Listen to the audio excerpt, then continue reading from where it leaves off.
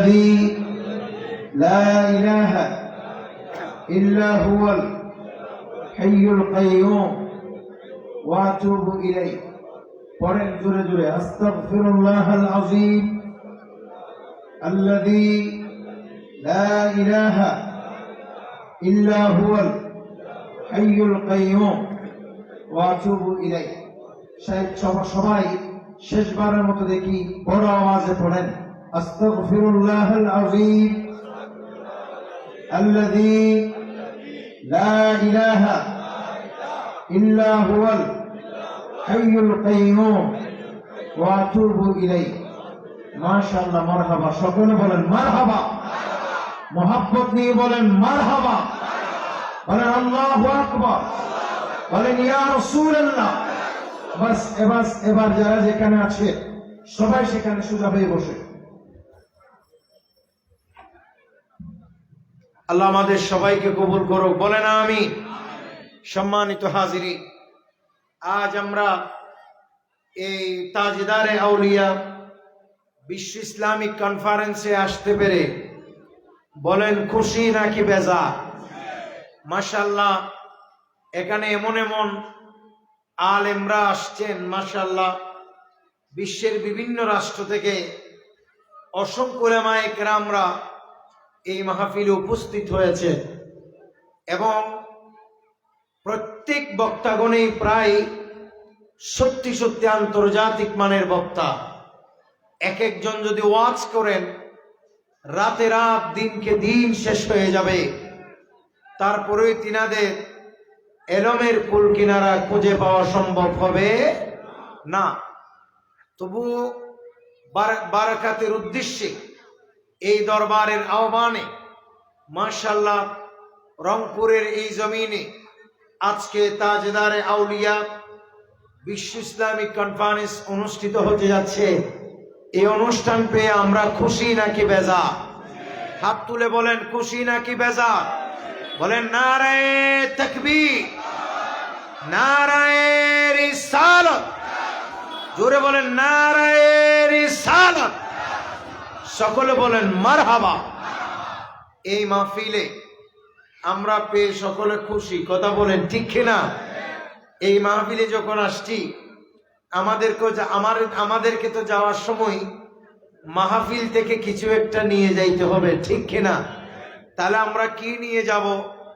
আমি আপনাদের সববের জন্য এবং আমাদের সকলে কি নিয়ে যাব সেই চিন্তা ভাবনা করে মহাগ্রন্থ কুরআনুল কারীমে সূরা আত-তাওবা, বলেন কি নাম বললাম? সূরা তাওবা।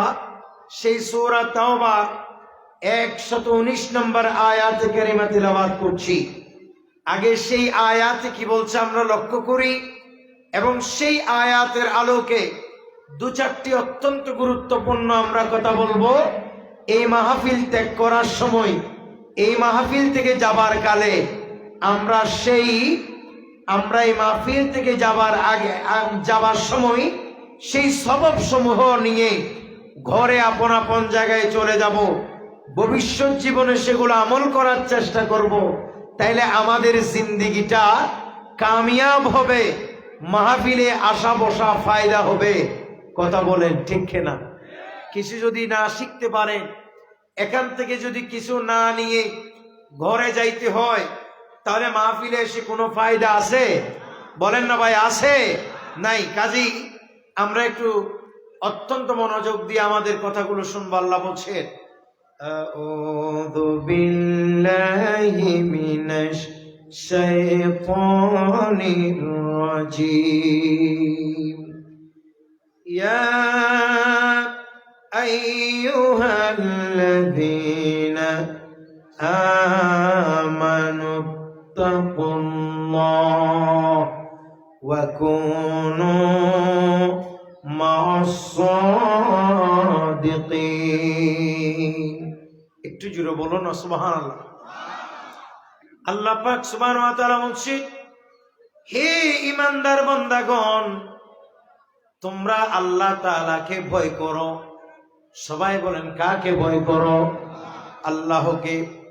এরপরে মহান রব্বে করিম আল্লাহ তাআলা বলছেন তোমরা সত্যবাদীদের সাথী হয়ে যাও, তোমরা সত্যবাদীদের সঙ্গী হয়ে থাকো। উচ্চ আওয়াজ বলুন সুবহানাল্লাহ।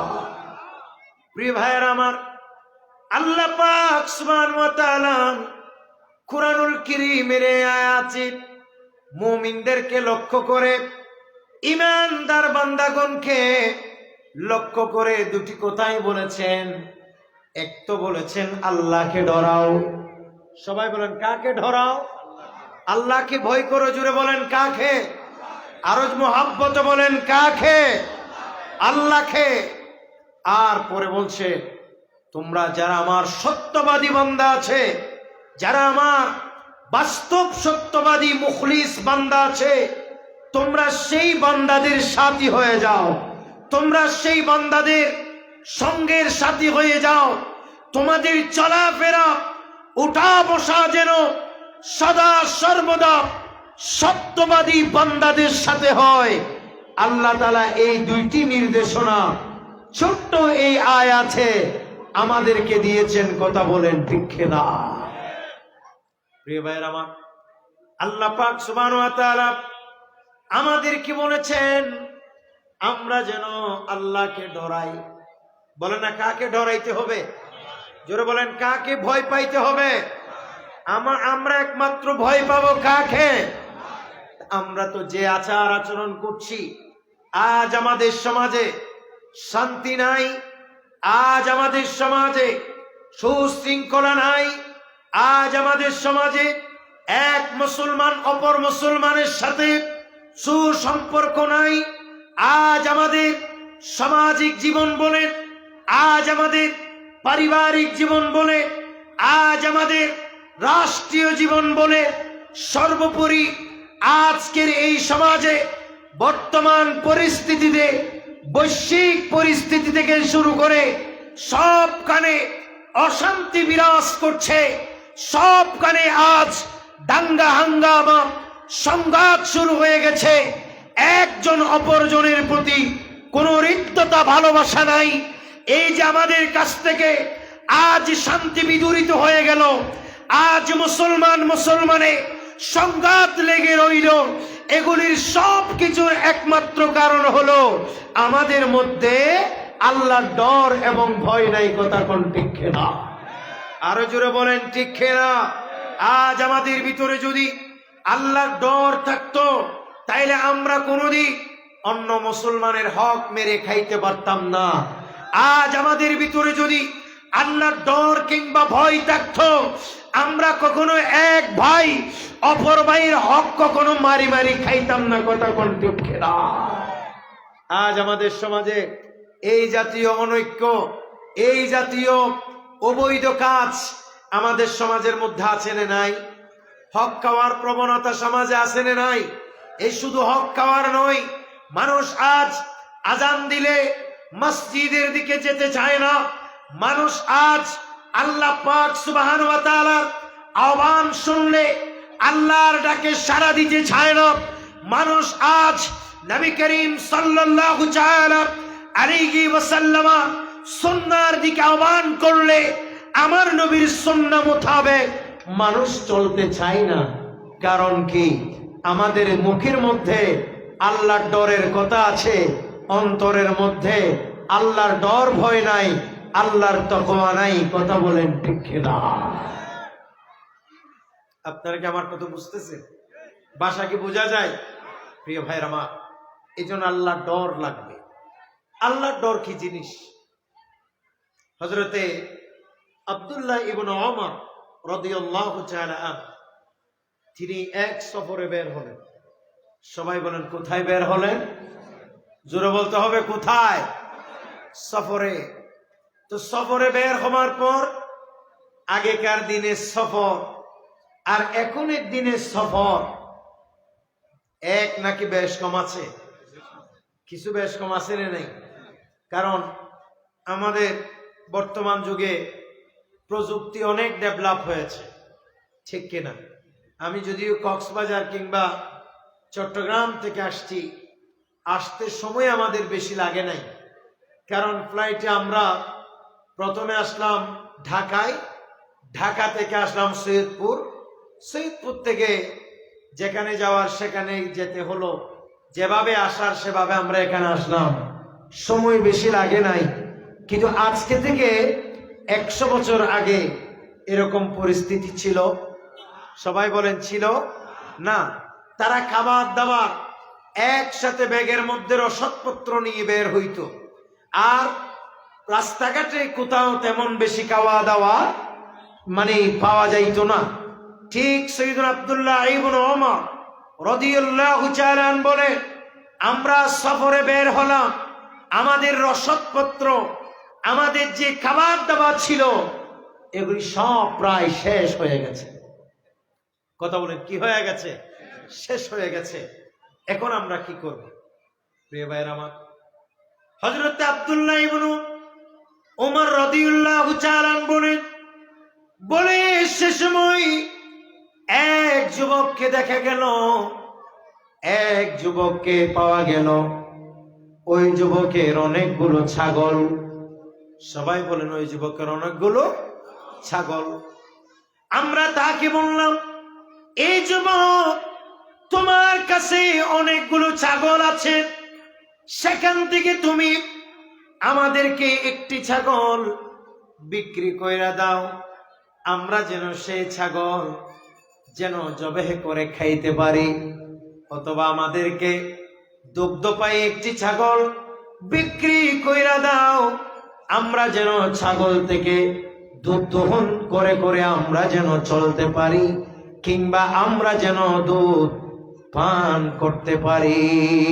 সুবহানাল্লাহ বলেন।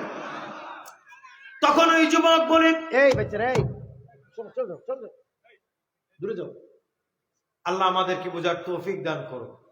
আরো জোরে বলেন আমিন। এত মানুষের আমিনের আওয়াজ, আরো জোরে বলেন আমিন। এ জোরে বলবেন তো ভাই, আপনারা এখন তো ঘুমের টাইম না, বলেন এখন কি ঘুমের টাইম? এখন তো মানুষ উৎফুল্ল থাকবার কথা, আপনারা কেমন জানি একেবারে ঘুমাচ্ছে না। আমরা ঘুমাবো না, আল্লাহ আমাদেরকে কবুল করুক, বলেন আমিন। হযরত আব্দুল্লাহ ইবনে ওমর বলে, এই যুবক, তোমার কাছে তো অনেক ছাগল, সেখান থেকে একটি ছাগল তুমি আমাদেরকে বিক্রি করে দাও।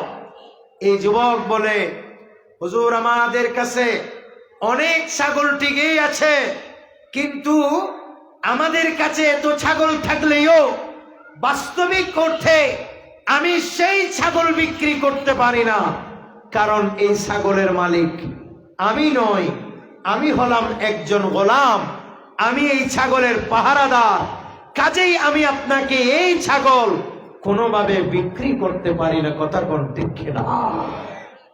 প্রিয় ভাইরা আমার, হযরত আব্দুল্লাহ ইবনে ওমর রাদিয়াল্লাহু তাআলা বললেন, এই বেটা, যুবক ছেলে, তুমি কেনই বা ছাগল আমাদেরকে বিক্রি করবে না?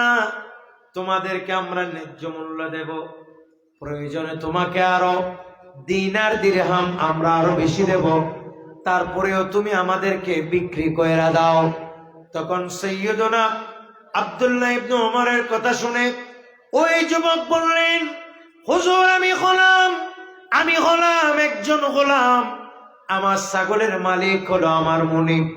হযরত আব্দুল্লাহ ইবনে ওমর বলেন, বেটা, তুমি যে আমারে ছাগল বিক্রি করে দিবা, এখানে তো তোমার মুনিব নাই, তোমাকে তো তোমার মুনিব দেখবে না, কাজেই তোমার মালিক না দেখে মতো তুমি আমাকে বিক্রি করে দিতে পারো।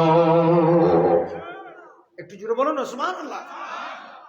এটা ছিল মূলত আব্দুল্লাহ ইবনে ওমর তাকে পরীক্ষা করছে। আর ওই যুবক হযরত আব্দুল্লাহ ইবনে ওমর রাদিয়াল্লাহু তাআলা এর কথা শুনে বললেন, হুজুর, আমার এই ছাগলগুলোর মালিক আমি নই, আমারও একজন কি আছে, বলেন না কি আছে? মালিক আছে, বলেন কি আছে? মালিক আছে। হুজুর, আমার মালিক, ছাগল যদি বিক্রি করে দিই, আমার মালিক জানবেও না, দেখবেও না, এটা ঠিক? বলেন এটা ঠিক। তবে কিন্তু বলে রাখি, আমার মালিক যদিও ছাগল বিক্রি করে দিলে মালিক যদিও বা না দেখে, কিন্তু হুজুর আমার মালিকেরও একজন মালিক আছে। সুবহানাল্লাহ। মালিকেরও মালিক কে? আরো জোরে বলেন না কে? হুজুর আমার মালিক ছাগল বিক্রি করে দিলে দেখবে না, সেটা ঠিক আছে, কিন্তু প্রকৃত অর্থে আমাদের সকলেরই একজন মালিক আছে। দুনিয়ার মালিক না দেখলেও ওই মালিক হলো মহান রব্বে করিম আল্লাহ। ওই মালিক, আমি যদি আমার ছাগলের মালিক যদিও বিক্রি করে দিলে না দেখতে পাই, তবে হুজুর মনে রাখবেন আমাদের সকলের একজন মালিক আছেন, আর তিনি হলেন রব্বে করিম আল্লাহ। কাজে আমি যদি আপনাকে কেউ না দেখে মতো একেবারে ভেতরে আমি যদি আপনাকে নীরব নিভৃতে ছাগল বিক্রি করে দিলে, আমার ছাগলের মালিক না জানলেও আমাদের সকলের মালিক আল্লাহ তাআলা জানবে, দেখবে। এটাকে বলা হয় তাকওয়া। হযরত আব্দুল্লাহ ইবনে ওমর বলে, এই আমার সঙ্গী সাথীরা শোনো, এই বান্দা যে খেয়াল করেছে এখানে আমাকে কেউ না দেখলেও আমাকে তো আল্লাহই দেখছে, এ ধরনের বিশ্বাস যার ভিতরে আছে তাকে, এটার নাম হলো তাকওয়া। আর এই তাকওয়া যার ভিতরে আছে তাকে বলা হয় মুত্তাকি। একটু জোরে বলুন না সুবহানাল্লাহ। আজকাল নামাজি পাওয়া যায়, মুত্তাকি পাওয়া যায় না, ঠিক কিনা বলেন? আজকাল ব্যবসায়ী পাওয়া যায় কিন্তু মুত্তাকি পাওয়া যায় না। আজকাল আলেম পাওয়া যায়, সহজে মুত্তাকি আলেম পাওয়া যায় না। আজকাল এমনি মুসলমান পাওয়া যায়, প্রকৃত অর্থে মুত্তাকি মুসলমান পাওয়া যায় না, তাকওয়াবান মুসলমান পাওয়া যায় না। যার ফলশ্রুতিতে আজ আমাদের সমাজে অন্যায় অবিচার, জোর জুলুম অবিচারে আজ আমাদের সমাজ ভরে গেছে, কথা কোন ঠিক না? আমরা দেখছি ফিলিস্তিনের মুসলমানের উপরে নির্মম নির্যাতন চলছে, কথা বলেন ঠিক কিনা? এই নির্যাতন নিপীড়ন করছে ইহুদি ইসরায়েলে ইহুদি গোষ্ঠীরা, এই নির্মম অত্যাচার চালিয়ে যাচ্ছে। এমনকি ইতিমধ্যে হাজার হাজার ছড়িয়ে লক্ষ ছড়িয়ে যাচ্ছে, প্রায় লক্ষ লক্ষ নিরহ মুসলমান সেই ফিলিস্তিনের জমিনে তাদের স্বাধীন সার্বভৌম রাষ্ট্রে, তাদের নিজস্ব রাষ্ট্রের মধ্যে তারা অন্যায়ভাবে জুলুমের শিকার হয়ে ইতিমধ্যে প্রাণ হারিয়েছে, শহীদ হয়েছে, কথা বলেন ঠিক কিনা? কিন্তু আফসোসের জায়গা হচ্ছে কোথায়?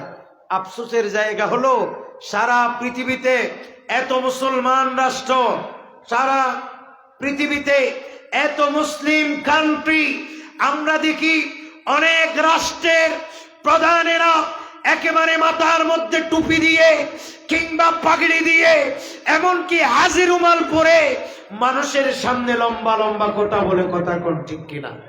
কিন্তু বড় আফসোস করে বলতে হচ্ছে, এই ফিলিস্তিনকে যখন মারছে তারা সকলে মুখের মধ্যে কুলুপ এঁটে বসে আছে।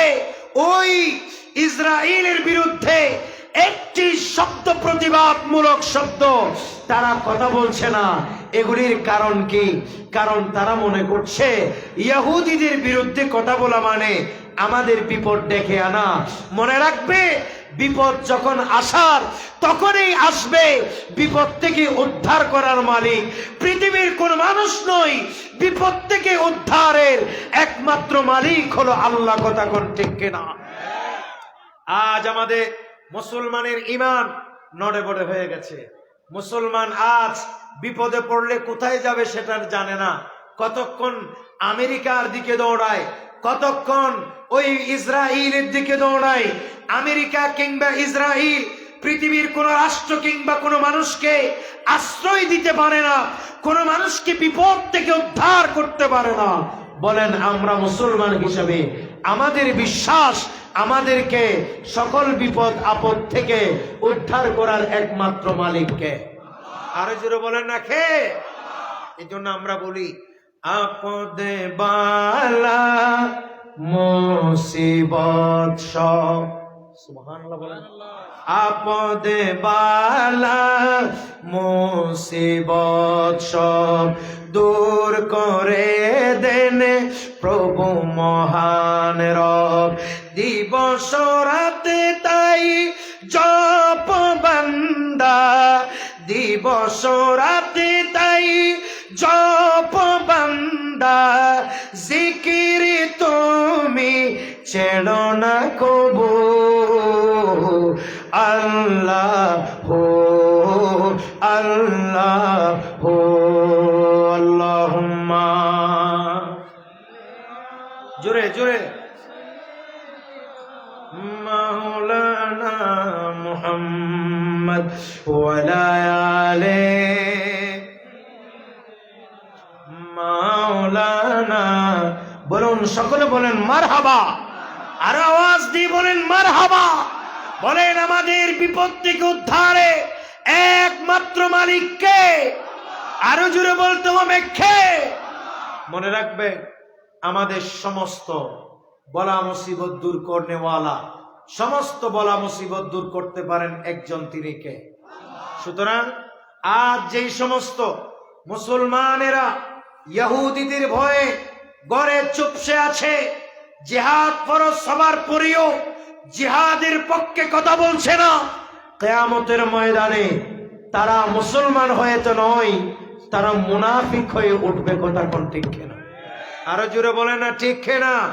কারণ যেই সময় যেই কথা, সেই সময় সেই কথা বলতে হবে, যেই সময় যেই প্রতিবাদ, সেই সময় সেই প্রতিবাদ করতে হবে। এটাই আল্লাহর কোরআনের শিক্ষা, এটাই রাসূলুল্লাহর শিক্ষা। কথা বলেন ঠিক কিনা? কাজেই চুপসে থেকে কোনো লাভ নাই। মুসলমান, আমি আপনাদেরকে সাথে সাথে এই কথাও বলতে চাই, ইসরায়েলের যত পণ্য আছে, বিধর্মী রাষ্ট্রের, ইন্ডিয়ার যত পণ্য আছে, বিধর্মী রাষ্ট্রের যত পণ্য আছে, যারা ইসলামের চিরশত্রু, যারা মুসলমানদের উপরে বারবার বিভিন্ন সূরতে মুসলমানদের সাথে দাঙ্গা হাঙ্গামা লাগায়, মুসলমানদেরকে যারা সহ্য করতে পারে না, তাদের পণ্য আমরা বয়কট করব। কথা বলেন ঠিক না? সবাই রাজি আছেন তো মুসলমান? আমরা ফিলিস্তিনের পক্ষে থেকে ইসরায়েলের পণ্য বয়কট করতে চাই। কথা বলেন ঠিক না? কারণ ইসরায়েলের পণ্য আপনি ক্রয় করা মানে মুসলমানদেরকে মারার কাজে সহায়তা করা।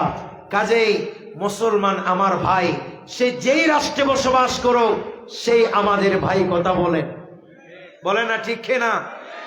প্রিয় হাজরিন, আমি যে আয়াত তিলাওয়াত করলাম, এই আয়াতে আল্লাহ বলেন, ইয়া আইয়ুহাল্লাযীনা আমানুত্তাকুল্লাহ, হে ঈমানদার বান্দাগণ, তোমরা আল্লাহ তাআলাকে ভয় পাও, তোমরা আল্লাহকে ডরাও, আল্লাহকে ভয় করো। আর তোমরা ওয়াকুনু মা'আস সাদিকিন, যারা তোমাদের মধ্যে সাদিকিন আছে, তোমরা সাদিকিনদের সাথী হয়ে যাও। আর কি জোরে বলবেন না সুবহানাল্লাহ? আরো আওয়াজ দিই। আমরা সাদিকিন বুঝছি কে? প্রিয় ভাইরা আমার, আল্লাহ পাক সুবহানাহু ওয়া তাআলার কুরআনুল কারীমের এই আয়াতে বিশ্ববিখ্যাত মুফাসসির ইমাম বাগবী তাফসীরে মালিকুত তানজিরে বলেছেন, বলে এই আয়াতে কারিমায় ওয়াকুনু মা'আস সাদিকিন বলে আল্লাহ পাক সুবহানাহু ওয়া তাআলা সরাসরি আল্লাহর নবী আম্বিয়াগণকে বুঝিয়েছে। তার মানে বোঝা গেল, পৃথিবীর মানুষের উচিত হলো আল্লাহকে ভয় করা, এবং আল্লাহর নবীগণ যেই রাস্তা দিয়ে চলেছেন, আল্লাহর নবীগণ যেভাবে আল্লাহর তাওহীদকে বিশ্বাস করেছেন, আল্লাহর ওয়াহদানিয়তের পথে ছিলেন, এমনকি নিজেদের রিসালতের প্রচার প্রসার ঘটিয়েছিলেন, আমাদের মুসলমানদেরও উচিত তাদের পথে মতে থাকা। কথা বলেন ঠিক না? নবীর প্রতি থাকতে হবে। রাসূলুল্লাহকে বাদ দিয়ে আল্লাহ ডাকলে, রাসূলুল্লাহকে বাদ দিয়ে শুধু আল্লাহর তাওহীদের উপরে ঈমান আনলে, আপনাকে পরিপূর্ণ ইমানদার বলার কোন সুযোগ আছে? কথা বলেন ভাই, আছে কি? আপনারা বিরক্ত হচ্ছেন নাকি ভাই? বলেন, রাসূলুল্লাহকে বাদ দিয়ে ইমান যদি আপনি শুধু আল্লাহ তাওহীদের উপর আনেন, আপনাকে মুমিন বলার কোন সুযোগ আছে? এজন্য নবীকে ডাকবেন, নবীকে রাখবেন, নবীকে বলবেন। যখনই বলবেন নারে তাকবীর, তখনই বলবেন নারে রিসালাত। যখনই বলবেন নারে তাকবীর, আল্লাহু আকবার, তখনই বলবেন নারে রিসালাত, ইয়া রাসূলুল্লাহ। কথা বলেন ঠিক কিনা? বলেন, আমরা বলতে চাই কি চাই না? ইয়া রাসূলুল্লাহ শব্দে কি যে কে মধু জরে, অশান্তি সব দূর হয়ে যায়, স্বর্গ আনে বুক ভরে। ইমানদারের স্লোগানতা, ইমানদারের স্লোগানতা বুঝবে কি আর শয়তানে, সে কি করে মুমিন হয়, মুসলিম তার কে গুনে। আল্লাহুম্মা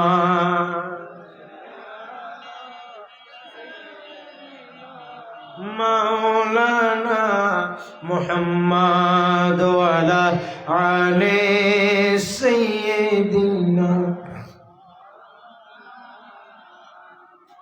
অনেকে আছে আমাদের দেশে লিল্লাহি তাকবীর বলে, নারে তাকবীর বলে, নারে রিসালাত বলে না। কথা বলেন ঠিক কিনা? এরা না জানি বলে। এই জন্য আমি বলবো, নারে তাকবীর বলতে হবে, নারে রিসালাত বলতে হবে, লিল্লাহি তাকবীর বলতে হবে, নারে রিসালাত বলতে হবে। কারণ ঈমান দুইটি প্রধান শাখার নাম, একটা তাওহীদ আর একটা রিসালাত। একটু জোরে বলুন সুবহানাল্লাহ, আরো আওয়াজ দিয়ে বলেন। আবার কেউ কেউ আছে তারা জানে বুঝে, কিন্তু এরপরেও রাসূলুল্লাহর নাম সহ্য করতে পারে না। নবীর নাম যখন আসবে সে বিরক্ত হয়ে যাবে। কথা বলেন ঠিক কিনা?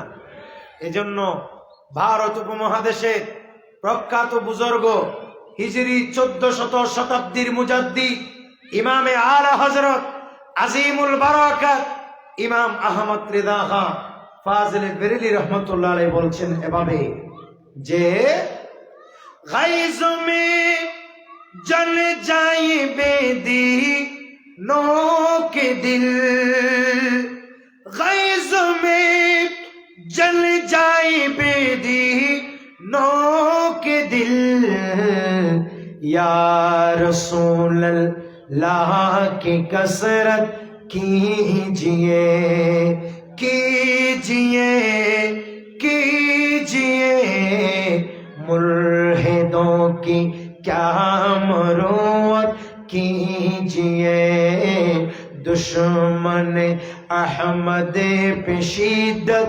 कीजिए। সকলে বলেন না মারহাবা? বলেন আমরা ইয়া রাসূলুল্লাহ বলতে চাই কি চাই না? আরো জোরে বলেন, রাসূলুল্লাহকে আমরা ভালোবাসা দিয়ে ইয়া রাসূলুল্লাহ স্লোগান দিতে চাই কি চাই না? বলেন নারায়ে রিসালাত। ইয়া রাসূলুল্লাহ বলবেন। তাআলা হযরত বলতেছেন, ইয়া রাসূলুল্লাহ যখনই বলবে, ওই বেদিন যারা, মুনাফিক যারা, তাদের দিলের মধ্যে আগুন ধরে উঠবে, জল জল করে তারা অগ্নি তাপে জ্বলতে থাকবে। জাহান্নামের আগুনের তেজ এসে তাদেরকে, তাদের হৃদয়কে জ্বালিয়ে পুড়িয়ে ভস্ম করে দেবে। কথা বলেন ঠিক কিনা? এজন্য আমি যেই কথা বলতে চাই, আল্লাহ বলেন ওয়াকুনু মা'আস সাদিকিন, তোমরা সাদিকিনদের সাথী হয়ে যাও। সুবহানাল্লাহ বলেন।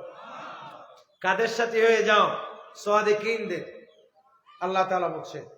এরপরে মহান রব্বে কারীম আল্লাহ পাক সুবহানাহু ওয়া তাআলা বলেছেন যে তোমরা আল্লাহর সাথী, আল্লাহর যারা সাদিকিন বান্দা তাদের সাথী হয়ে যাও। তো সাদিকিন কারা? বলে 1 নম্বরে আম্বিয়াগণ আলাইহিমুস সালাম। সুবহানাল্লাহ বলেন। 1 নম্বরে নবীগণ, 2 নম্বরে সাদিকিন হচ্ছেন কারা? বলে তারা হচ্ছে সালেহীন গণ। একটু জোরে বলুন না সুবহানাল্লাহ। তো সালেহীন কারা? আল্লাহর ওলি, গৌস কুতুব আবদাল, যারা ইলমে দ্বীন অর্জন করেছে, যারা আলেমে হক্কানি রব্বানি হয়েছে, যারা সাহিবে আমল বুজুর্গ হয়েছে, তারাই হচ্ছেন সালেহীন। কথা বলেন ঠিক কিনা? কাজেই আজ আপনারা মুর্শিদাবাদ আনসারিয়া কাদেরিয়া দরবার শরীফে এসেছেন। মাশাআল্লাহ, এই দরবারের শাহজাদা আমাদের অত্যন্ত পরিচিত, আমাদের চট্টগ্রামে জামিয়া আহমদিয়া সুন্নিয়া আলিয়াতে পড়াশোনা করেছেন আনাস ভাই। সকলে বলেন না মারহাবা, আরো জোরে বলেন না মারহাবা। এশিয়ার অন্যতম বৃহত্তম দ্বীনি শিক্ষা প্রতিষ্ঠানে এই রংপুর থেকে গিয়ে সেখান থেকে পড়াশোনা সমাপ্ত করে আবার আপনাদের সম্পদ আপনাদের কাছে রত্ন হয়ে ফিরে এসেছে। সকলে বলেন না মারহাবা। কাজেই আমরা বলবো আমাদের এই আতিক ভাই, আমাদের এই আতিকুল হক আনাস সাহেব বিশিষ্ট আলেমী দ্বীন জামিয়া থেকে ফারেক হয়েছে, মাশাআল্লাহ। কাজেই এইরকম বুজুর্গ যারা আছে, এইরকম মুখলিস যারা, সত্যিকারের আলেমে দ্বীন যারা আছে, যারা সত্যিকারের আহলে সুন্নাহ ওয়াল জামাতের আকীদা লালন করছে, বিশেষ করে তিনার এই আজকে যার উরসে পাক হচ্ছে, তিনার নাম হচ্ছে বড় পীর আব্দুল কাদের জিলানীর নামে নাম। তিনার নামও হযরতে শাহ সুফি আব্দুল কাদের সৈয়দ খন্দকার আব্দুল কাদের জিলানী রহমতুল্লাহ আলাইহি। এই মুহাক্কিক বুজুর্গ, এই সমস্ত বুজুর্গানে দ্বীন যারা এই জগতে আছে, তারা সাদিকিনদের অন্তর্ভুক্ত। সুবহানাল্লাহ বলেন। কাজেই এই বুজুর্গরা আমাদেরকে যেই রাস্তা দেখিয়েছে, যেই রাস্তা চিনিয়েছে, যেই রাস্তা শিখিয়েছে, যেই রাস্তা দেখিয়েছে, সেই রাস্তা মোতাবেক আমাদেরকে চলতে হবে। যেই রাস্তা চিনিয়েছে সেই রাস্তা মোতাবেক আমাদেরকে সেই রাস্তা মোতাবেক আমাদেরকে চলতে হবে। আমাদেরকে সেই রাস্তা মোতাবেক আমাদেরকে চলতে হবে। তাইলেই আমাদের দুনিয়ার জীবন সুখের হবে, পরকালীন জীবন কল্যাণের হবে। কথা বলেন ঠিক কিনা? আজ আর আমরা কথা বাড়াবো না, একটু পরেই মাগরিবে আজান দিবে ইনশাআল্লাহ। মাগরিবের নামাজের পরেই আজকের মাহফিলের যিনি প্রধান আলোচক, বাংলাদেশের একজন প্রখ্যাত প্রথিতযশা আলেমী দ্বীন সুন্নি নুরানি বোর্ড বাংলাদেশের সম্মানিত চেয়ারম্যান এবং আমাদের পরম শ্রদ্ধেয় উস্তাদ, সকলেরই অত্যন্ত সুপরিচিত বরেণ্য আলেমী দ্বীন, বিশেষ করে আমার ভাই সৈয়দ মাওলানা মোহাম্মদ আতিকুল হক আনাস সাহেবেরও উস্তাদ হুজুর আল্লামা আবুল আসাদ মোহাম্মদ জুবাইর রাজভী সাহেব কিবলা মাদ্দাজিলুল আলী হুজুর কিবলা বাদ মাগরিব তাকরীর করবেন। আপনারা প্রত্যেকেই নামাজে মাগরিব আদায় করে ঠিকভাবে জায়গা মতো বসে যাবেন। এরপর ইনশাআল্লাহ আমাদের হুজুর তাকরীর করবেন। আজকের এই মাহফিলকে আল্লাহ কবুল করুন। এরপরে আন্তর্জাতিক বক্তাগণ আসবেন, বিশেষ করে বিশ্ববরেণ্য আপনার শায়েখ নাথ খান, প্রখ্যাত একেবারে নাথ খান, পাকিস্তান থেকে, সুদূর পাকিস্তান থেকে আসছেন। মাশাআল্লাহ, ইনাকে আপনারা সকলে ছিলেন। সারা পৃথিবীর যুব সমাজে অন্যতম আইডল হাফেজ তাহির কাদরি সাহেব, তিনিও আসবেন। অনেক সুন্দর নাত রসুল আমাদেরকে শোনাবেন। ওনাদের সুস্বাস্থ্য কামনা করছি, সুস্থভাবে যেন মাহফিলে পৌঁছাইতে পারে। মহান রব্বে করিমের দরবারে আমরা সেই প্রার্থনা করছি। ওয়ামা আলাইনা ইল্লাল বালাগ। আসসালামু আলাইকুম ওয়া